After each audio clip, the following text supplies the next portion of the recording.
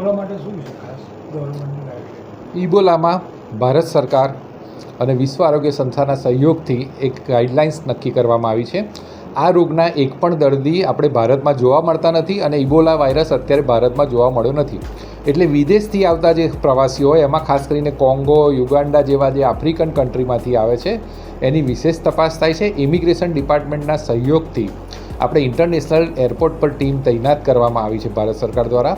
3 category નક્કી કરવામાં આવી છે. એમાં જે પહેલી કેટેગરી એવા છે કે જે લોકો દર્દીના સંપર્કમાં પણ નથી અને એમને કોઈપણ જાતના સિમ્ટમ્સ જોવા નથી મળતા, તો એ લોકોને 21 દિવસ માટે આપણે હોમમાં રાખીએ છીએ, હોમ ક્વોરન્ટાઇન. અને એ લોકોના જે દર્દીઓનું આવે એ લોકો આપણને લાઇન લિસ્ટિંગ આપે. હજી સુધી વડોદરા જિલ્લામાં એવું કોઈ દર્દી આવ્યું નથી, પણ ત્યાંથી લાઇન લિસ્ટિંગ મળે તો આપણે રોજ MPNW, FHW દ્વારા એનું સ્ક્રીનિંગ ઘરે કરાવી અને મોનિટરિંગ 21 દિવસ કરીએ. જો એમાં સિમ્ટમ્સ લાગે તો પછી એની કેટેગરી 2 પ્રમાણે કરીએ. કેટેગરી 2ની અંદર એવું છે કે દર્દી આવ્યા છે અને સિમ્ટમ્સ નથી, પણ દર્દી એવા કોન્ટેક્ટમાં હતા કે જે કોઈ દર્દી હતું ત્યાં આગળ અને દર્દી મરી ગયું છે ઇબોલાના કારણે, તો એને આપણે ટ્રીટ કરી. એટલે આપણે તરત જ એના માટે ડાયગ્નોસ્ટિક ક્રાઇટેરિયા નક્કી કર્યા છે. એ ડાયગ્નોસ્ટિક ક્રાઇટેરિયા પૂરેપૂરા આપણે કરીશું અને એને ઇબોલા નથી એ નક્કી થાય પછી જ આપણે એને કેટેગરી 1 પ્રમાણે હોમમાં જઈશું અને પછી 21 દિવસ સુધી એનું આપણે મોનિટરિંગ કરીશું. જો કોઈ પેશન્ટને સંપર્કમાં હોય અથવા જે ટ્રાવેલર આવ્યું છે એને સિમ્ટમ્સ જોવા મળે તો આપણે એને કેટેગરી 3માં લઈ જઈશું. એને નક્કી કરેલી આઇસોલેટેડ હોસ્પિટલમાં ટ્રીટમેન્ટ આપવામાં આવશે અને ટ્રીટમેન્ટ દરમિયાન એને ફૂલી ક્વોરન્ટાઇન હશે. એની ટીમ જે અમારી એસાઇન થઈ છે એ જ લોકો એને ટ્રીટમેન્ટ આપશે.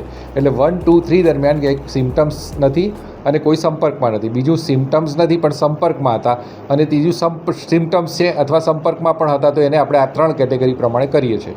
હજી સુધી આપણને કોઈ પણ લિસ્ટ વડોદરા જિલ્લામાં મળ્યું નથી કે આપણને સુરતથી કે અમદાવાદથી કે આપણે આવા કોઈ દર્દી આવ્યા હોય, પણ આપણી તૈયારી આ રીતે પૂરતી છે.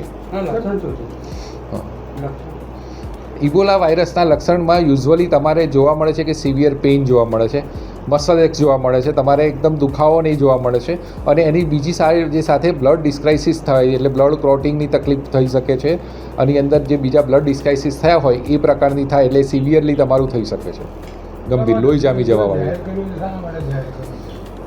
કોઈ પણ રોગ જ્યારે થાય એના નવો જ રોગ આવ્યો હોય અને એના આવા ઇબોલા વાયરસ જેવા નવા વાયરસ આવ્યા હોય ત્યારે WHO એક ગાઈડલાઇન્સ જાહેર કરે છે કે જે વિસ્તાર છે એને ક્વોરન્ટાઇન કરીને એને તો ત્યાં ટ્રીટમેન્ટ આપે છે, પણ એ બીજા કન્ટ્રીમાં ના ફેલાય.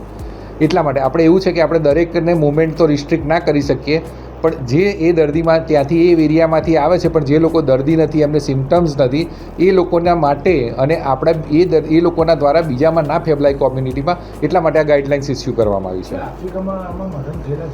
હા, એ હજી ચાલુ જ છે એપિડેમિક, એટલે મરણના આંકડા ધીરે ધીરે વધી રહ્યા છે અને એ ત્યાંની સરકાર ડિક્લેર નહીં કરે. પણ આ સિવિયર કન્ડિશન છે. બીજી વસ્તુ કે આની કોઈ સ્પેસિફિક ટ્રીટમેન્ટ નથી.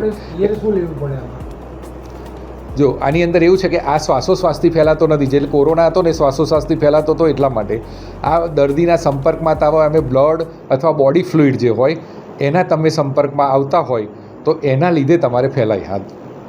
એટલે દાખલા તરીકે શ્વાસોશ્વાસથી ફેલાતો તો એ રીતે નથી, એટલે તમારે ચિંતા કરવાની જરૂર નથી એ રીતે. હું doctor Shailesh Sutaria, MD community medicine, અત્યારે ઇન્ચાર્જ CDHO અને આમ ADHO.